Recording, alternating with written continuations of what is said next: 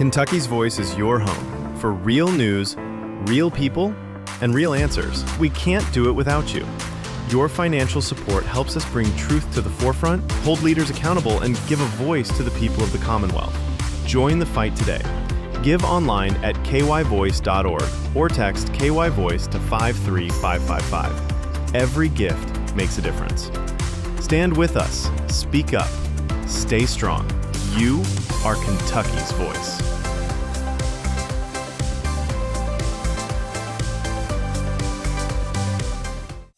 Are you ready to stand for truth? Kentucky is at a crossroads, and we need voices that won't back down. This is your moment to rise, speak up, and be part of a movement that's changing the narrative in the Commonwealth. Kentucky's Voice is calling on bold citizen journalists, fearless editors, and those unafraid to speak truth in the public square. Volunteer, intern, contribute. Scan the QR code or visit kyvoice.org to join the fight. This is more than media. This is your moment. You are Kentucky's voice.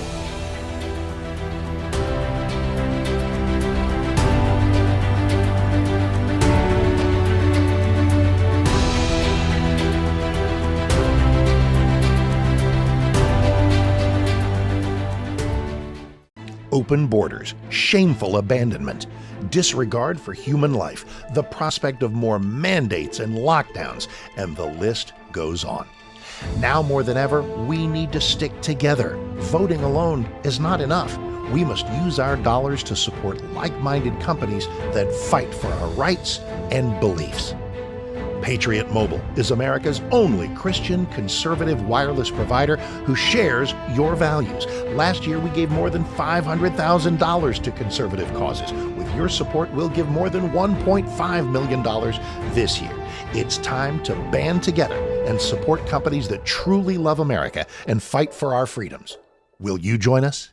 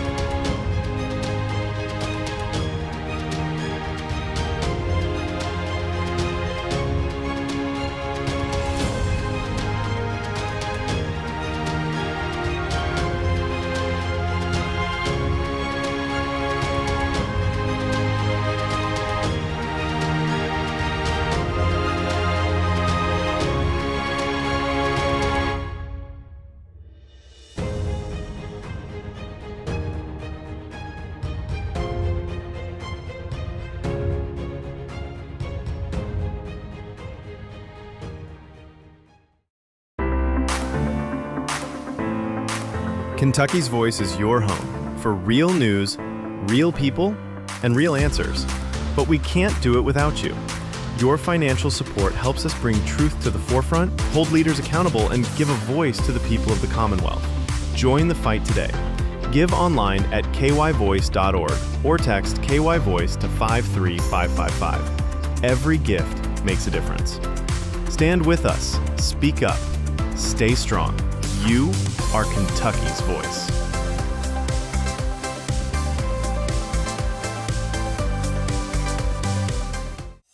Are you ready to stand for truth? Kentucky is at a crossroads, and we need voices that won't back down. This is your moment to rise, speak up, and be part of a movement that's changing the narrative in the Commonwealth. Kentucky's Voice is calling on bold citizen journalists, fearless editors, and those unafraid to speak truth in the public square.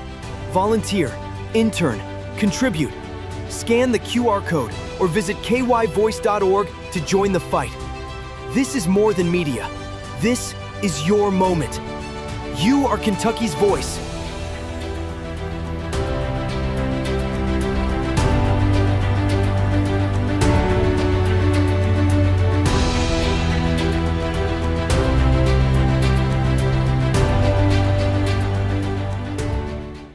Open borders, shameful abandonment, disregard for human life, the prospect of more mandates and lockdowns, and the list goes on. Now more than ever, we need to stick together. Voting alone is not enough. We must use our dollars to support like-minded companies that fight for our rights and beliefs. Patriot Mobile is America's only Christian conservative wireless provider who shares your values. Last year, we gave more than $500,000 to conservative causes. With your support, we'll give more than $1.5 million this year. It's time to band together and support companies that truly love America and fight for our freedoms. Will you join us?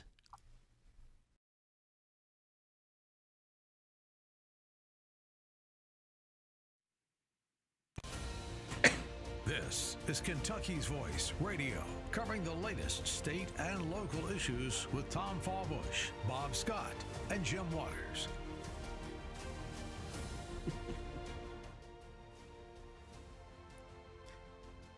Well, our hearts are heavy today as we grapple with yesterday's devastating UPS cargo plane crash at Louisville's Muhammad Ali International Airport, home to UPS's massive Worldport hub. That's Metro Louisville's largest employer, over 26,000 employees.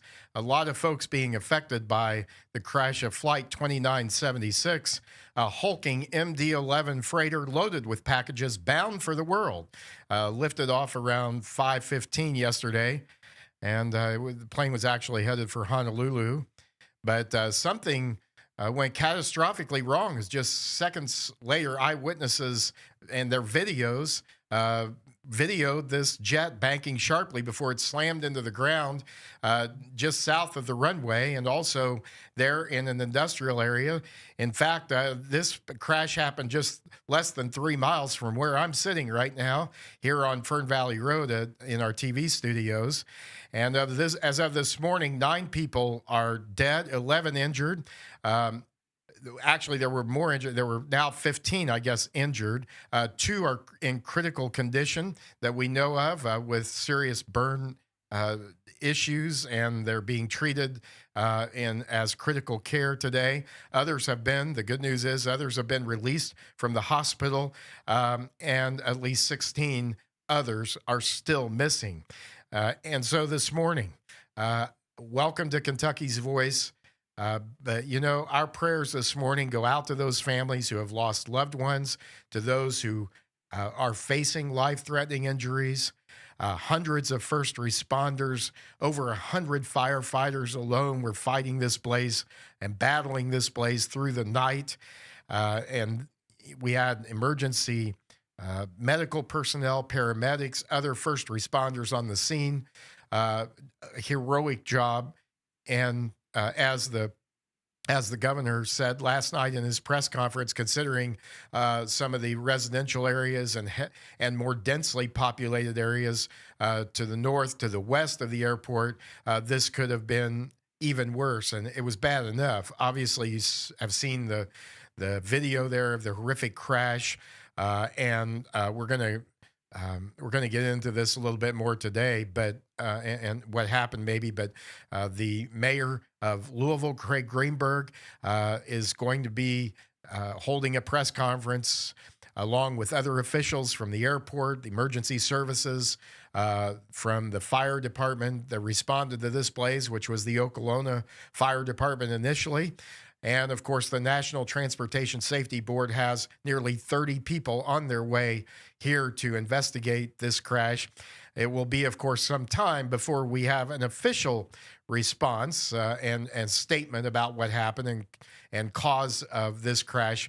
But we'll know a lot more about it sooner than that official statement, I'm sure. Flames from this crash ignited a string of fires in an industrial corridor adjacent to the airport, forcing authorities to halt flight operations through the night. My understanding is that the airport has reopened at least some flights. Now, the problem here is that many flights were canceled yesterday, and so there's a backlog of flights. So if you're scheduled to fly today, the best thing to do is check with your airlines.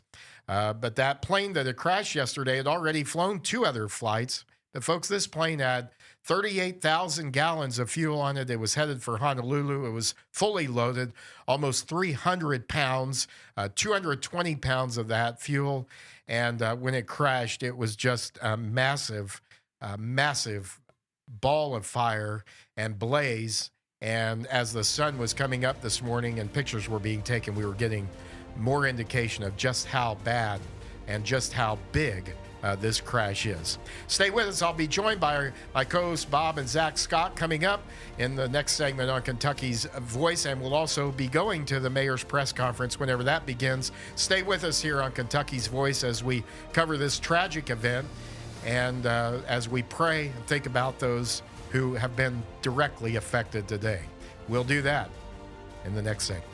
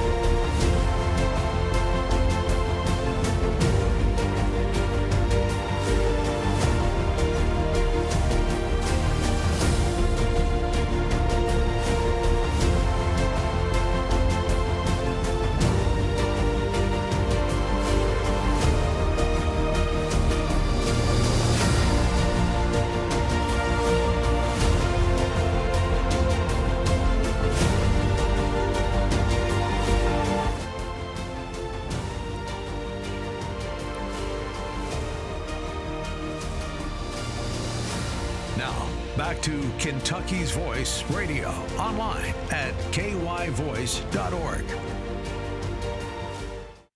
Thanks for staying with us today here on Kentucky's Voice. A sad, tragic day for Louisville. The city's hurting. Many people have been affected by the crash of the UPS Flight 2976 yesterday afternoon, just about 5:15 p.m. Crash just east of, or just west rather of I-65, south of the Louisville airport in the industrial area. Businesses affected, people on the ground. Some people lost their lives, others severely injured and fighting for their lives. Louisville's Worldport is at the center of the hub and spoke system for UPS's air cargo network. They process about 2 million packages a day. I want to bring in our co-host, Bob and Zach Scott. Thanks, guys, for joining us here this morning as we wait for a press conference with Louisville Mayor Craig Greenberg and others who are going to be speaking that have been involved in this already. But, UPS, this is our largest employer in Louisville, 26,000 employees, one of our largest in Kentucky. And this is everybody knows somebody who works at UPS. And so, what are your guys thinking this morning? I know, Bob, you have a lot of friends that have worked out there and been in touch with folks, talking to them. Yeah. What are you hearing about this, and what is the reaction? It's everybody's devastated by it. You know, I was talking to you earlier, Jim, and it really is true. Louisville has often been called the littlest big city in the country. Just because everybody seems to know someone, and there's that 6 degrees of separation, if you will, that happens here. And certainly, as you mentioned, UPS being our largest employer in the area, it's just had a devastating, chilling effect. I know my wife Caroline and I know several UPS pilots that we are good friends with. And of course, when we heard about this, we immediately were praying and fearful for their safety. Fortunately, our friends are okay. Unfortunately, though, one of the pilots that I am friends with, and Caroline is, did tell me that he used to fly that route, and he knew the crew members and had flown with them, So it was obviously very close and very personal for them. Yeah. Well, Zach Scott, this has affected people that work at UPS, and there's a lot of young people that work out there. They work the third shift, or they work overnight to pay for their college education. And so this has got to be devastating and really tough for everybody out there today. Yeah, I was just gonna say, it's completely tragic for the Louisville community. I mean, the broader Kentuckiana. I mean, I know in Southern Indiana, people could see the all the smoke from there.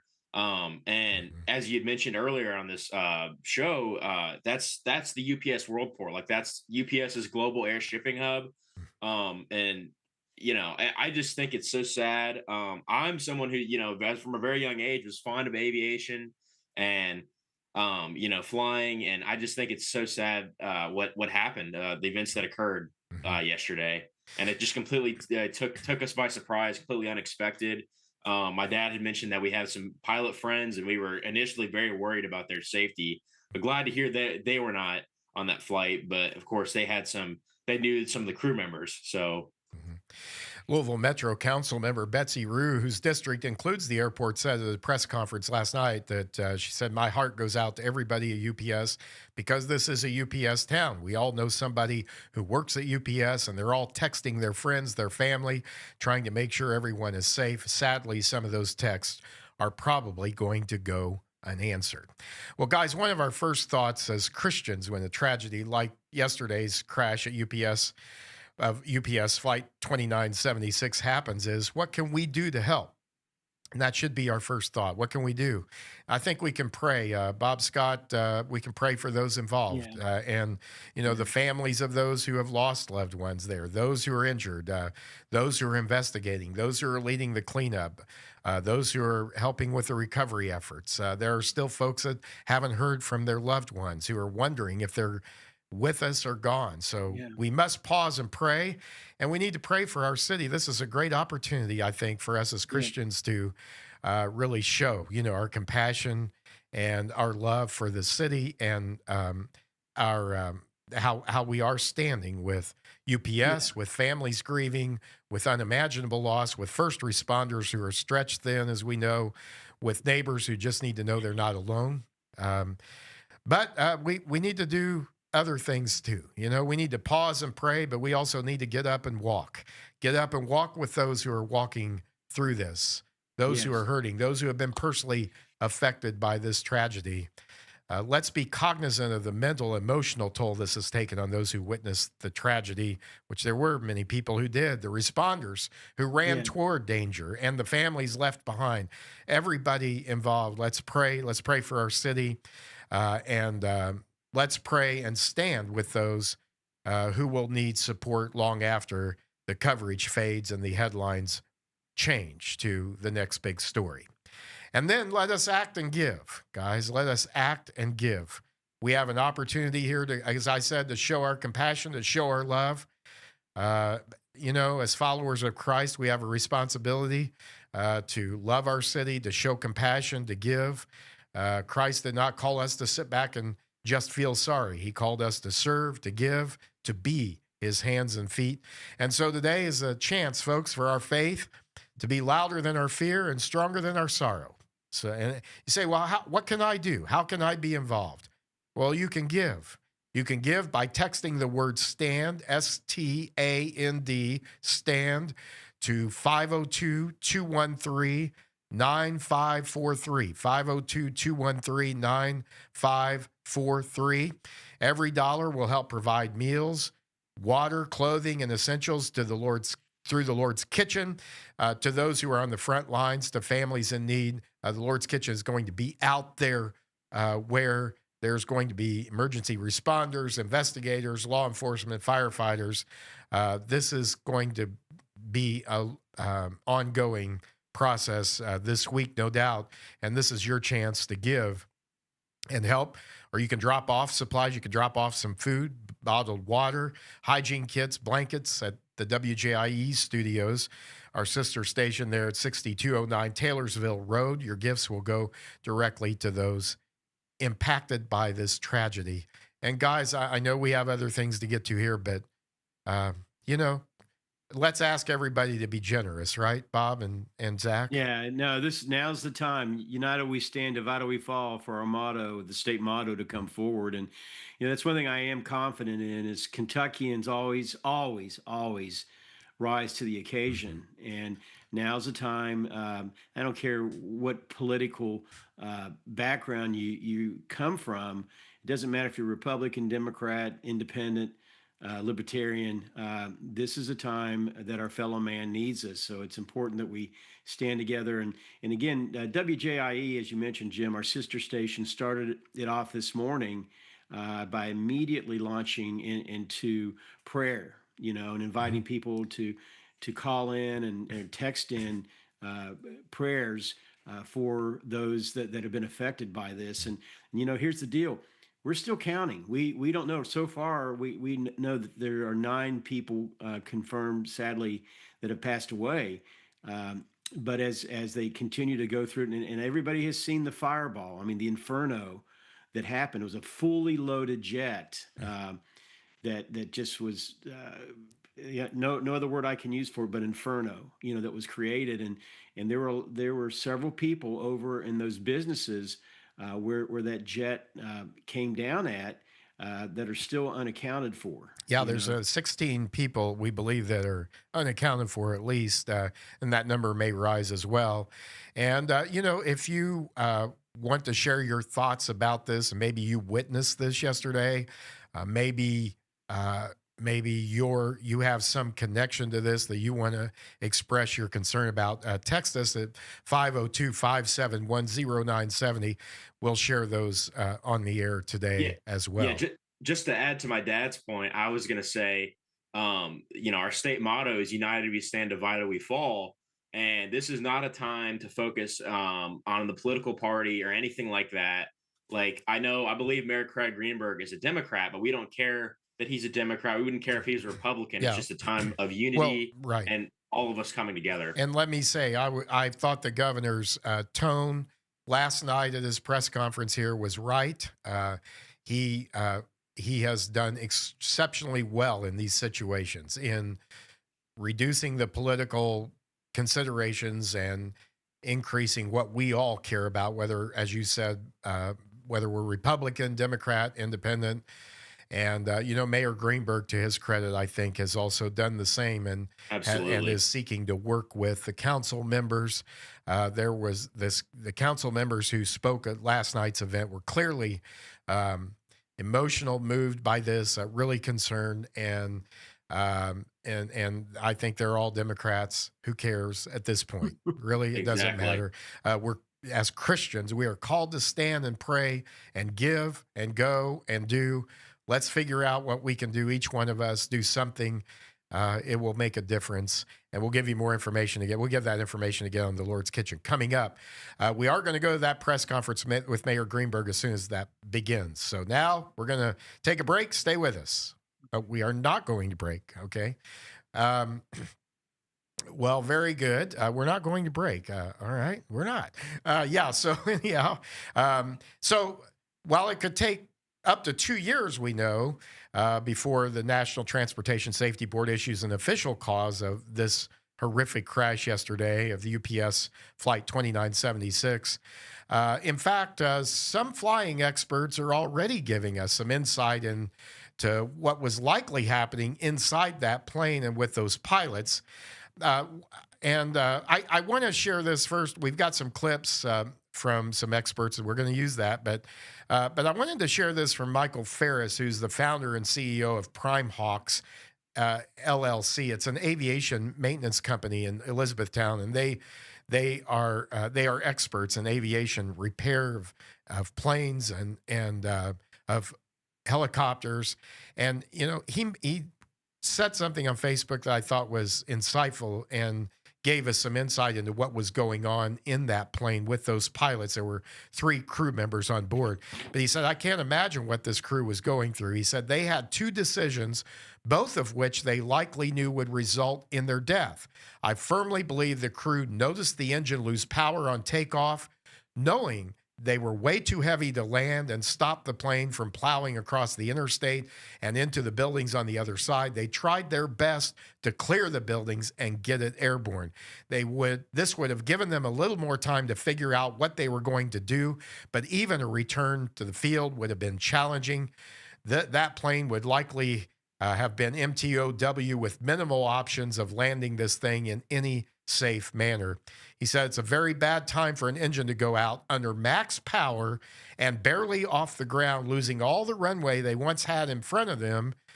You can tell that number 2 engine was absolutely screaming by how hard it rolled into the engine that was inoperative. Even with limited options, the crew never gave up, a testament to their courage and bravery to minimize loss of life and property. God rest their souls. And I think we need to mention that in the mix with the heroics of the first responders, of the firefighters, those who ran toward the danger. Lots of heroism here last night and overnight, and it will continue. And we thank God for that, for their courage, and for what they tried to do yesterday, in even knowing that their plane, that they probably were going to go down and they weren't going to make it. So now there are other experts who are giving us some interesting feeds online. And let's go now to Captain Steve. This is Captain Steve. If you're familiar with him on Facebook, he is an absolute expert. He's a retired Navy pilot who flew for 34 years as well, I think, in the commercial sector, maybe, Dan, I believe. But he explains and helps us understand better what's going on, or what happened, what did happen, what did go on yesterday. Do we have that first clip?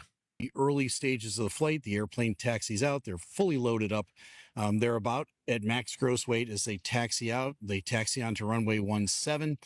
They're cleared for takeoff. The airplane then begins its long takeoff roll. And there's a phase in that takeoff roll that is in between what's called V1 and rotate. And that V1 speed is the decision speed. It's the go, no-go speed. In other words, if you lose an engine, you have a massive failure after V1. You can't stop that airplane in the remaining runway that you have. You must go airborne at that point. So I believe that the pilots were past V1, and I know that because the flight radar 24 information tells us that they went off the end of the runway at 184 knots. That's well above any rotate speed for an MD-11. So they're rolling down the runway. They've lifted the nose off the ground. The ADS-B data says they went off the end of the runway at 140 knots and basically 150 feet of altitude. They're not that far off the runway. The nose of the aircraft, where the cockpit is, might be that far off the runway, but the wheels and the bottom of the airplane is much, much closer to the runway. Let me pick it up from here, and you're going to watch. It goes out of the frame just for a minute. It comes back in, and there's a fireball. So they're rotating just now. They're trying to lift off, and here we go. They get a little bit of airborne. They go out of the shot. The shot comes back in, and boom. That's right past the blast fence at the end of the runway. They've just barely cleared that by inches. And then, and we'll show you a picture of the top of the first building that they hit. There's this rut down the first top of the building. That could have been the landing gear. It could have been the left wing. That's Captain Steve. Fascinating information there about what happened. And, I'm joined by my co-hosts, Bob and Zach Scott.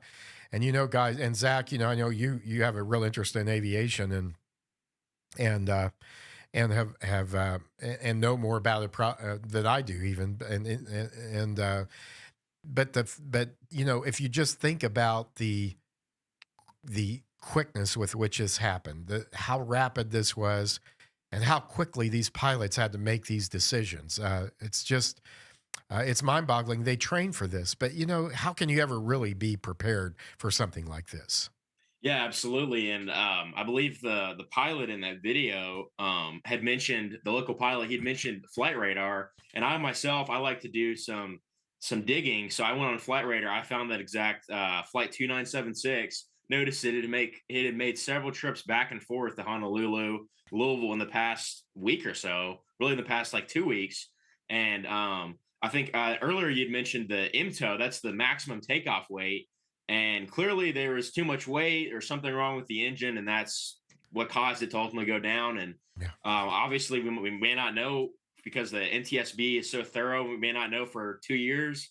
But it's just so sad. I had some high school teachers that, they worked for UPS when they were in college. And I wish everyone wishes this never happened, and it should not have happened. But as we know, accidents do occur, and we just need to be in prayer with the family, stand in solidarity with them. And yeah, I like the flight radar. I looked at that. It just, I don't know. It could have been the engine, but I'm not the expert either. But Yeah. yeah, I'm someone who's very But very just fond of aviation. right. It's just when you think about 38,000 gallons of fuel, just Yes, that alone. I that mean, massive fireball. yeah. And then striking a petroleum industry, and just the combination of that um, is just horrific. And folks, we want you to help. This is our opportunity to help. If you'd like to help the first responders, those who are working on the scene, if you'd like to help some of the victims of this, the Lord's Kitchen is going to be on the front lines, and you can help support their efforts by texting the word STAND to 502-213-9543. I'm going to personally make a contribution to that today, and I hope everybody will and help out. This happened right here. This is in our city. This isn't something that happened around the world. This is right here, and certainly it's gotten a lot of coverage nationally. And Bob Scott. People go through that airport. I mean, this hits right close to where a lot of us have been and spent quite a bit of time in that airport. And we've all dropped off family members there to catch a flight. We've all been in that situation, and just the emotional toll of this on our community is terrific. Yeah, and it really is, Jim. It's And horrific and one of the terrifically things we, bad. we could we could take comfort in is Muhammad Ali International Airport is probably one of the safest airports you can fly into or fly out of. Right. It Right. it sits on a very wide plain uh, area, if you will. Mhm. To me, in the videos that I've seen, I'm something happened to that engine. Yeah. You know, Well, that and I've caused been it. told that it's been over 50 years, like it was 1970 since there last was actually a crash at this airport. To your point about how safe this airport Yeah, is. And even UPS, it's been 12 years, I believe, since they had a crash, which was, I think, down in Alabama, of any yeah. kind of It's problem at all. funny, and I'm glad you brought that up. I talked to Kentucky State Representative John Hodgson, who worked for UPS for 32 years. In fact, we're going to have him on the show tomorrow at 11. So I'll do a very quick plug for that. But he has very unique insight, Jim. I believe he told me this is the fourth fatal crash involving a UPS jet in their history. And again, it's a safe transport. Well, considering too that they have 300 flights that a day here at Yes, their world, that's correct. three That's hundred flights a day. and you Yeah, look and at you'd think by now, like there's so many flights going on. I know that plane had been commissioned, I believe, in 1991, and I think it originally had been delivered to an airline before 2006. Around '06 was when UPS bought it or Yeah. acquired it and converted it to a cargo Mhm. jetliner. Yeah. yeah, Well, it's yeah. generally speaking, it's relatively safe flight. Even though just doing a quick internet search, I pulled up. I think there's been 11 or 12 crashes that I found. And it's again the McDonnell Douglas 11 Mhm. MD Mhm. 11 that has been involved in these crashes, and again they're primarily now used. And I know everybody has seen them. It's a very wide body jet, and that's why they like them. That can be used to haul a lot of different things, and again, it makes sense. Not just UPS, but also FedEx. I think in my search, I saw where it looked like at least two or three MD-11s in FedEx's history. Again, specifically the MD-11 have been involved in crashes as well. So just a tragic situation, and we need to continue to move forward and pray. Right for our city, yeah. Yeah.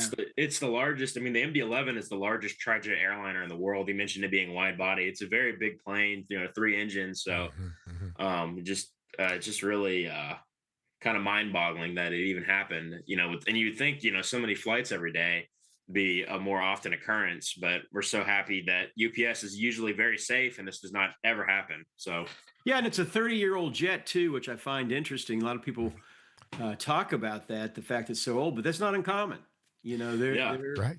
are a lot of jets, and the way somebody did explain to me though, obviously, like anything, like our bodies, the more in use, and you got that compression and decompression. When a jet goes up into the upper stratosphere, if you will, that starts to occurring, then that starts creating fatigue on the actual overall body of the plane. But does that mean it's going to be unsafe? Absolutely not. It's just again, wear and tear happens, and as you said earlier in the program, Jim, it's going to probably be a while before we know the exact cause of it. I personally am suspecting some kind of engine engine failure. failure, something catastrophic, obviously, that happened. It's what all the videos I've seen seem to be pointing in that direction. Well, there's been some speculation, but I don't want to get too much into that. But, there are things that can happen to an engine on an airplane. We've heard of those in the past. Birds can get caught in there and different things. So we're not sure. Solely. I guess, and there was a lot of weight on that plane, like you said, as Zach, with the maximum takeoff weight there.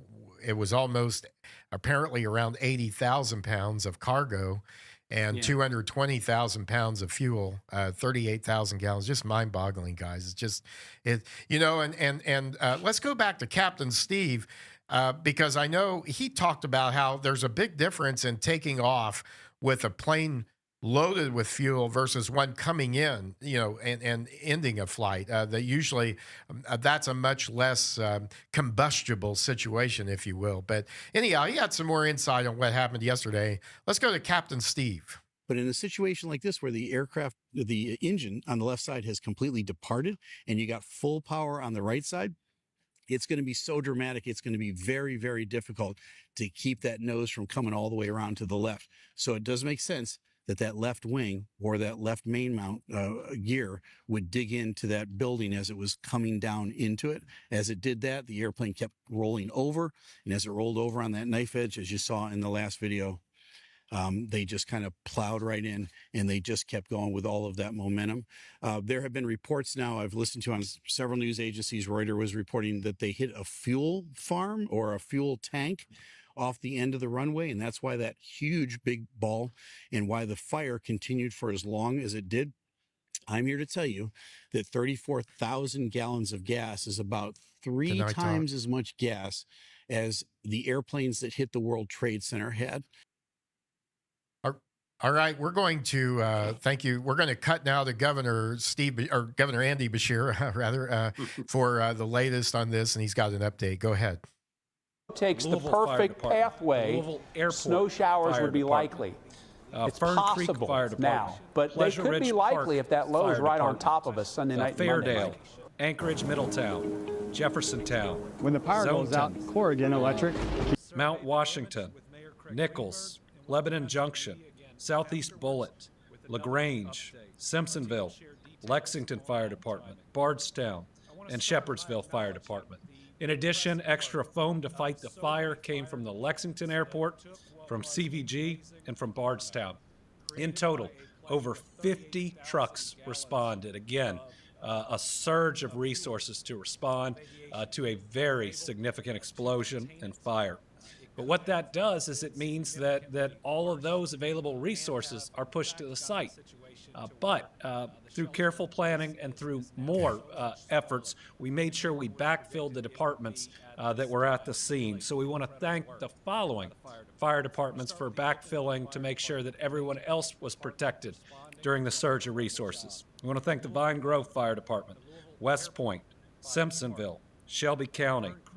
I want to thank other first responders that include the Kentucky National Guard, Kentucky Office of Homeland Security, Louisville EMA, the Airport Police Department, Louisville Metro Police Department, Jefferson County Sheriff's Office, St. Matthews Police Department, Shively Police Department, Kentucky State Police, Louisville Metro EMS, the Metro Sewer District, Louisville Gas and Electric, Kentucky Emergency Management, Kentucky Emergency Management Urban Search and Rescue Task Force 1, Kentucky ERC-ERT, the Jefferson County Emergency Management, the Jefferson County Coroner, the National Weather Service, the FBI, and there are more. There have been over 200 first responders that were on the scene last night, and there is a significant amount of resources in the search and rescue, and ultimately what is probably by now the recovery effort that is occurring. I want to thank everybody who was working overnight. I didn't know if we could talk. When it was dangerous, when there was other flammable anything from the mayors materials, yet? Anything? but they were searching to try to find. Are there any and people all there waiting, survivors and to locate any bodies to try to give families the closure that they deserve. As of this time, we can confirm that there have been 9 fatalities, but I'm now fairly confident that that number will grow by at least 1. We hope it doesn't grow by too many more. I believe by this afternoon we'll have a pretty good grasp of both the number of fatalities and, if there are any, the number of missing persons that we're still looking for. Remember, there's a Victim Family Reunification Center at the Louisville Metro Police Training Academy, which remains open. That address is 2911 Taylor Boulevard. As of last night, there had been 16 different families there. I think the mayor's providing an update where that number may now have shrank. At least information I'm getting is those families may not line up with the hospital patients, which means we've got to continue to search that site, hope and pray for the best, but know there may be more loss of life that we're going to learn about today. 2 businesses were directly impacted: Kentucky Petroleum Recycling and Grade A Auto Parts. Thankfully, a local restaurant that is right there that we had great concern would be impacted and we would lose whoever was in it, was missed and now is helping the search and rescue. We're grateful for them. Another blessing is this plane could have potentially hit the major Ford factory or the convention center. Those are all close by and did not. The radius for the shelter in place has been significantly reduced. Louisville Metro is putting out guidance to residents and businesses immediately around the crash site to not consume water. EEC, the Energy and Environment Cabinet, is working closely with the city on this. Other areas are safe. Now, if you are in the suburbs, if you're in other parts of Louisville, you are as safe today as you've been any other day. The air is fine, your water is fine, but that immediately around the crash site, we're just trying to be very careful. In new news today, following yesterday's events, I'm declaring a state of emergency to help us deal with this plane crash. It allows us to move resources more quickly through emergency management and the Kentucky National Guard. It allows state resources to be used also through our agencies to be readily available, including disaster resource management, expenses related to response, and more, as well as reimbursement. It's going to help to make sure that groups that are already limited in terms of their funding can get some immediate or short-term help as they wait for reimbursement for the costs that they've expended. Additionally, I've taken action to establish the Team Kentucky Emergency Relief Fund to help those affected by this terrible event. The URL for this site is going to be on the screen. Similar to previous storm disaster funds, every dollar donated will go directly to those affected. In fact, what we've done is we've gone and amended the Team Kentucky Storm Relief Fund to now allow families impacted by a disaster like this to also benefit from the generosity of Kentuckians. Remember, the first thing that we pay for out of these funds are funerals, so that in a time of grief, nobody is worried about that. In Kentucky, we grieve together and we support one another. Donations will help pay for funerals and for response, recovery, and rebuilding. All right, while Kentucky is responding to this crisis in Louisville following yesterday's deadly plane crash, we must also remember the challenges that our families are facing due to a lack of SNAP benefits brought on by the Trump administration. Yeah. This is a program that was under attack early by the let's, president following the big let's bring it back bill. here. That's why in June I wrote a letter to Kentucky's congressional delegation urging them to consider the harmful impacts your of this governor legislation Andy and Bashir, how it they're would hit talking our about people. setting up a Because SNAP fund is to crucial. help victims using the disaster relief funds that had been available for the tornado and flooding disasters that Kentuckians faced previously, allowing those accounts now to be used to collect funds to help folks impacted by this disaster and by others that hopefully we won't experience, but we could. And having that set up, I think, is a good idea. And he said the first thing that will be paid for out of those funds are funerals. And so we are covering today on Kentucky's Voice. This is Kentucky's Voice. We are covering the crash of UPS Flight 2976. It happened yesterday afternoon, about 5:15, just west of the I-65 at the Louisville Airport, the UPS World Hub there, and just south of the airport, businesses affected. People lost their lives. The plane, a big plane, a very large plane, crashed, burst into flames, as you can see, and skidded through an area there, an industrial area, and caught some businesses. Others were thankfully spared. But you can see how horrific that was, just getting a taste of that from the video, or a sense of that from the video.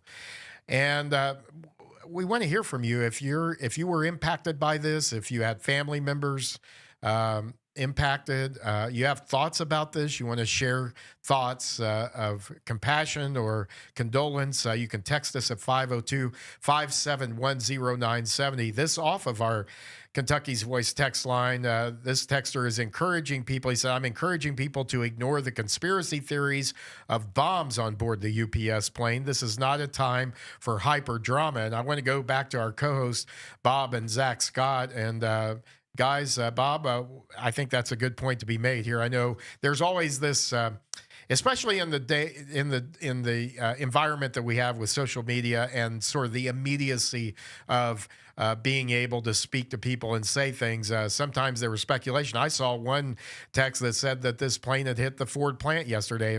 That turned out not to be true. So I think it behooves us to be sure we're getting the right information here too. Yeah, absolutely, Jim. And we know that in situations like this, and especially with the advent of social media, all kinds of wild conspiracy theories. Sometimes those conspiracy theories turn out to be true. We know that. Mm-hmm. But now's not the time for speculation. Now's the time for healing. Now's not the time for attempting to cast blame on a particular party or individual. And I'll leave it at that for now, because I want to keep the show upbeat, as the governor was trying to do. And was telling a lot of half-truths with regard to that. I will say this. I'm glad that he's out there on the forefront of this. That's something that Andy Bashir's been very good at. You said it earlier in the show, as far as getting out and covering, whether it be tornadoes or floods. He's been remarkable in that event. But yeah. I don't want this to go political. Yeah, this does not need to be politicized. And just to add to what Jim said and what my dad said, this is not a time for conspiratorial thinking. We don't need to be making assumptions or, Zach, it's like some people can't help that. It's like they just can't help doing they resort straight to that. And we should not be doing that. We should be focusing on the victims, their families. Clearly, that was some sort of engine or sort of like mechanical failure. Mm-hmm. Yeah. That I do not think that there's any domestic or foreign terrorism involved. I think we need to cut that out and just pray for the families right now, and grieve in this time of loss, this great time of loss. Yeah, and like we said earlier, and the governor made this point last night, I think rightfully so, that while we while there has been loss of life and there's been this has been a tragedy, that had that plane been taking off, say, in the opposite direction, this could have been just so much worse. And yeah, and we did get another text in that kind of builds upon what I was alluding to a little bit earlier. And the person texted in and said, "What a significant liar about Trump causing the shutdown during this tragic time." Yeah, You know, yeah, and we're not gonna stand for that nonsense, no matter what happens here. And I would advise the governor to keep the politics out of this. He's Yes. done a good job of doing that so far, but he's tempted, I'm sure, with his ambition to rise. He has political ambitions. Nothing wrong with that in and of itself, but this is not the time or the place for it. And the government shutdown here. In fact, there was confirmation last night that did not affect the response to this tragedy. That was made clear last night in the press conferences that were held both by the governor and the mayor. In fact, among other experts who were there speaking on this, for example, the emergency management personnel folks, they are all hands on deck. In fact, they were so well organized that when these fire departments responded directly to the crash scene last night, that there were other fire departments that then backed them up in their communities in case there was a need to fight fire in those communities. Incredible. I know the Vine Grove Fire Department even was involved last night, as well as other Bullitt County and other fire departments who were also prepared because, even though this was the major event, they were prepared for other events that may have happened. So, and then we heard a lot of that. But also, it was confirmed that this government shutdown did not affect the response to this tragedy and has really nothing at all to do with it. And I think it's inappropriate to even begin talking about SNAP benefits at a press conference like this.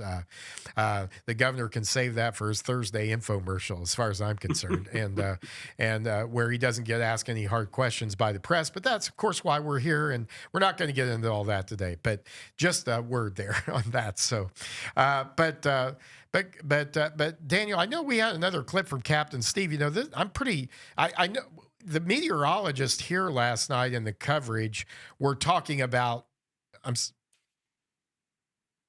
they were talking about how the plume of smoke, and I know even when I just walked outside the station here, the sky was almost dark, and they were talking about how that actually showed up on radar. Now, if you think about that, folks, that's pretty amazing.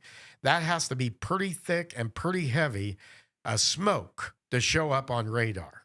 Surely, and with, of course, we said 38,000 gallons of fuel, but not only that, they also involved was what's known as a petroleum recycling facility and another recycling facility where there were combustible elements there, combustible items, if you will, and chemicals, and there was concern about the environment. But I think that's pretty well been addressed by now, Bob Scott.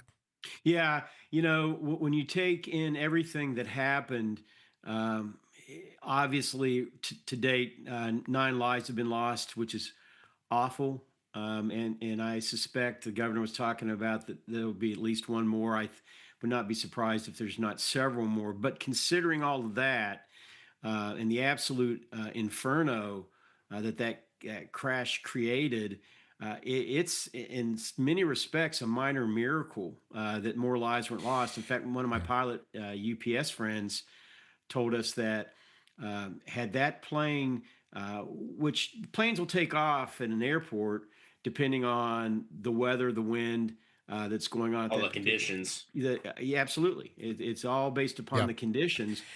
And this just happened to be, it was a south departure out of the airport where it is less populated, less traffic, less businesses, if you will, even though there was enough there. But it's nothing like, he said, and he told me this, had it gone north, which they often will take off to the north, we would be sitting here looking at a much deeper tragedy than what we're seeing here today. Yeah, and Daniel, I was listening in my ear. We do have another clip from Captain Steve. Is that right? Okay, let's go back to Captain Steve and hear more about his take on what happened yesterday. I think it's pretty interesting. Most critical phase of flight. The most critical phase of flight is the takeoff phase. Why is that? Because in the takeoff phase, you're the heaviest you're ever going to be. You got the most fuel on board that you're ever going to have. You're the slowest that you're ever going to go, and you're fully configured. And most importantly, you've got almost all of your power all the way up. So when you're landing, you're much lighter, you have much less fuel, and your power is pulled all the way back. So if you need to go around, you got all that power you can bring on to fly out of whatever situation you find yourself in. Not the same on a takeoff. So these guys are going down the runway. Something happens between V1 and rotate speed, and it's catastrophic. I have never seen an uncontained fire on an engine like this. Now, there's a video I'm going to show you here right now that is a picture of an engine sitting off of the runway. I've been told that it's the #1 engine off of this MD-11. It's not verified. None of the news services have reported that yet. So I don't want to get out over my skis on this because it could have been photoshopped. But if the left engine did fall off of this aircraft, it would explain a lot.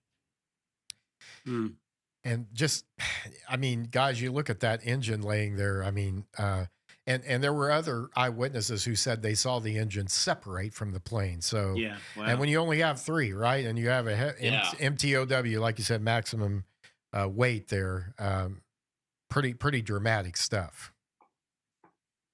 Yeah, it's absolutely. Again, I'll go back to what I was saying before we went to the clip. It's a miracle that more lives weren't lost, in what happened yesterday. It could have been far greater, and I do believe it was some kind of massive engine failure on the V1 engine. Yep. And if it did, obviously, it separated somehow. Yeah. I don't know if it was because of the crash, or if it fell off right before they crashed. But if that is the engine, then obviously that is a catastrophic situation with, combining that with the weight of the cargo, the weight of the fuel, the maximum, almost maximum velocity that they were rolling at to try to get off the ground.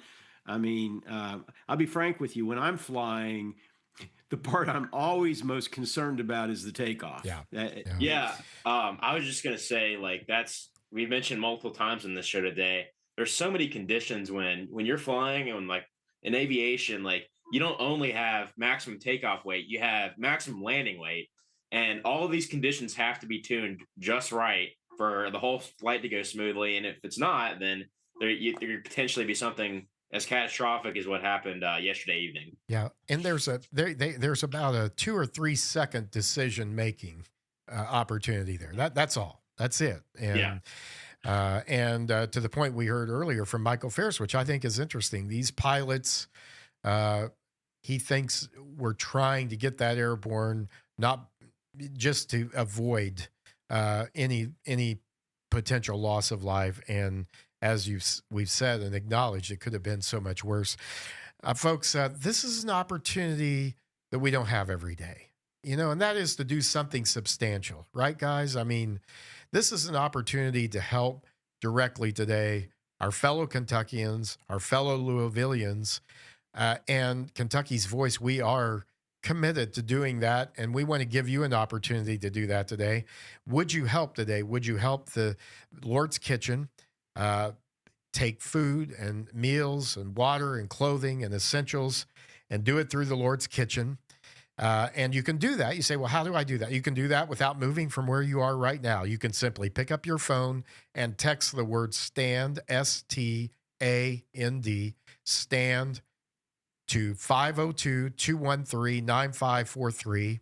Every dollar that's given will help provide meals, clothing, water, essentials, and that's going to go directly to those who are on the front lines and to those families who are in need. Think about when something like this happens, how your life would be totally interrupted, how, and if you're waiting to hear from somebody, the stress of that, the toll of that is is um, is difficult. It's tough enough, right? Without wondering where your next meal is going to come from. But you can help. You can help today. Help somebody show the love of Christ, show the compassion of the Lord today. And you can do it by texting STAND, STAND, to 502-213-9543. And there's another way you can help out as well. You can drop off supplies. We're looking for food, bottled water, hygiene kits, and blankets at the WJIE studios, our sister station over on Taylorsville Road, 6209 Taylorsville Road, just right near the Waterston Expressway there. Your gifts will go directly to those impacted by this tragedy. We hear a lot, and rightfully so, about thoughts and prayers, but let's not just be thinking and praying. Let's also be doing, and let's allow those prayers and the response to that, let's allow that to get us up, if you will, to act and to help. And we certainly will be here. And, we need to remember the families involved. There are, from what the governor said, it seems like that at least there were 16 people missing, and they had 16 families at the family center where they had set up to minister and work with families there that were wondering about lost loved ones, possibly, or missing loved ones. So we need to remember them, especially today. You can only imagine being in a situation where you had a family member and you haven't heard from them, and you knew maybe they were in that area, maybe they were at a business there, maybe they were traveling through there for some reason. I was in that very area, guys, the day before this happened on Monday. I was trying to avoid some traffic on I-65, an accident there to get on the Gene Snyder. Thought, well, I'll go around, and I was actually there on Grade Lane in that area right the day before this happened. So and that's something else, we never know when we're going to be in that situation either, right? And we're going to need some help. So this is your chance. Bob Scott, is it okay if I say pay it forward? Zach, is it okay if I say pay it forward here? Give it forward. We'll say give it forward. Give it forward. Well, it's a chance to put some, as they say, feet to your prayers, Yeah. and make a difference. And, every little bit makes a difference. Yeah. With whether it's $1, $100, $10, $1,000, as my dad said, every gift makes a difference. Yeah. Well, any closing thoughts here? And Dan, I assume we're going to end at our regular time. Is that correct? Yes, we are. Okay. Unless the mayor comes on. Okay, so we have been waiting, by the way. We were expecting a press conference to happen during this hour sometime. It has not yet happened, and I'm sure we're going to be getting more information throughout the day. And I know, Bob Scott, you and Tom Fallbush will be hosting the program tomorrow. You'll have John Hodgson on, and perhaps he'll be able also, I'm sure, to have some more information. Yeah, John's, as we know, a very bright guy, and as I mentioned, Kentucky state legislator, Representative Hodgson, right? Yeah, Representative. Yeah. 36 years. I'm thinking, no, maybe it was 32 years that he worked for UPS, and he let me know this morning when I spoke with him very briefly that he had, and he would have come on today's show had it not been for another commitment, but that he had worked the three previous crashes that UPS was involved with to this one. So he has significant amount of understanding and knowledge with regard to these kind of situations. So I think when we have a chance to unpack this a little bit more tomorrow, we'll be able to take a deeper dive into that. So I really do want to invite people that are listening in or watching right now to tune in tomorrow when Representative Hodgson will be on.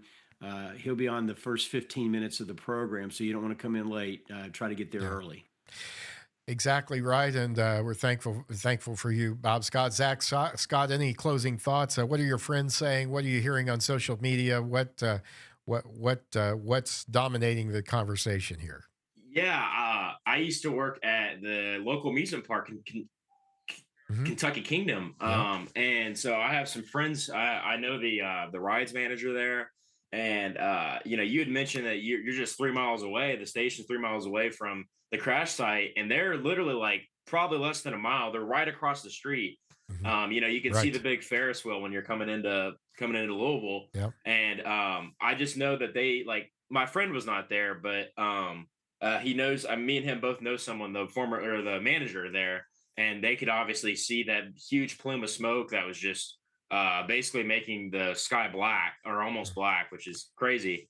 But yeah, just really just I think I just want to focus. You know, we need to be lifting up all the families in prayer. If anybody can give, text stand, STAND to 502-213-9543. Yes, that number once again, 502-213-9543. Or you can drop off supplies at our sister station, the great WJIE, where Jesus is exalted, 6209 Taylorsville Road. Your gifts will go directly to those impacted by this tragedy. Let's pray, let's act, let's give, let's do, let's be the hands and feet of the Lord today. This is our opportunity. Thank you for joining us today here on Kentucky's Voice. We'll continue to reach out and pray and help those in need. And thank you. God bless. Have a good day.